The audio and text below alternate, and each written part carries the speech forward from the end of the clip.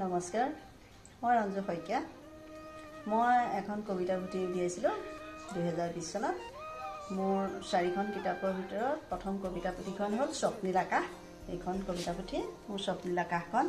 এইখন বৰ হেঁপাহৰ এখন কিতাপ মোৰ। এইখন মোৰ স্বৰ্গীয় আইতাৰ স্মৃতিত মই প্ৰকাশ কৰিছিলোঁ। আইতাৰ নাম স্বৰ্গীয়া ফিৰমাই বৰা। আইতাক বহুত ভাল পাওঁ। আইতাৰ হৈ কি কৰিম, আইতাক কি উপহাৰ দিম, তাকে ভাবি চিন্তি মই আইতাৰ নামত এখন কবিতা পুথি প্ৰকাশ কৰিলোঁ। তাৰে কবিতা পুথিখনত আইতাৰ ওপৰতো এটি কবিতা আছে। আৰু মা দেউতাৰ ওপৰত প্ৰথম কবিতাটো লিখিছিলোঁ মই মোৰ নিজৰ মা দেউতাৰ ওপৰতে। মাক বাপেকৰ ওপৰতে কবিতাটো লিখাৰ চিন্তা কৰিলোঁ।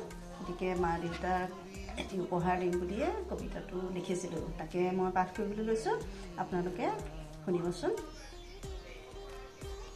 মোৰ মায়ে যে কিছুমান কথা কিয় জানো একেবাৰে বুজি নাপায়।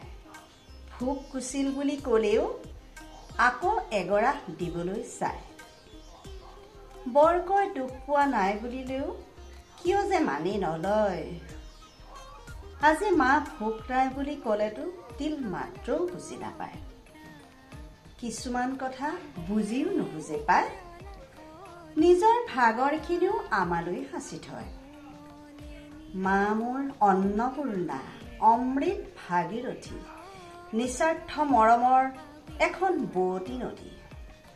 দেউতাৰো কৰ্তৃত্বৰ স্নেহনা সুৰে আজিও হৃদয় ভৰে অনুশাসনেৰে।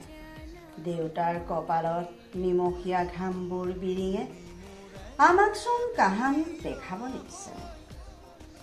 আমাৰ আকাশ লংঘি আশাবোৰ পূৰাব খোজে।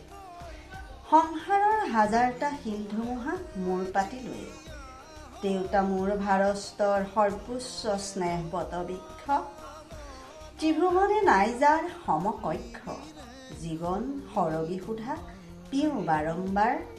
পিতৃ মাতৃৰ চৰণত কৰোঁ নমস্কাৰ। পিতৃ মাতৃৰ চৰণত কৰোঁ নমস্কাৰ। নমস্কাৰ। মাক বাপেকক সন্তানে কি দিব পাৰে বাৰু?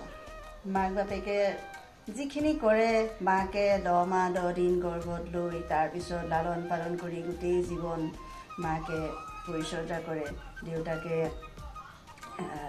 নিজৰ ঘাম মাটিত পেলাই সন্তানক প্ৰতিপাল কৰি ডাঙৰ কৰে, আশাবোৰ পূৰণ কৰিব বিচাৰে।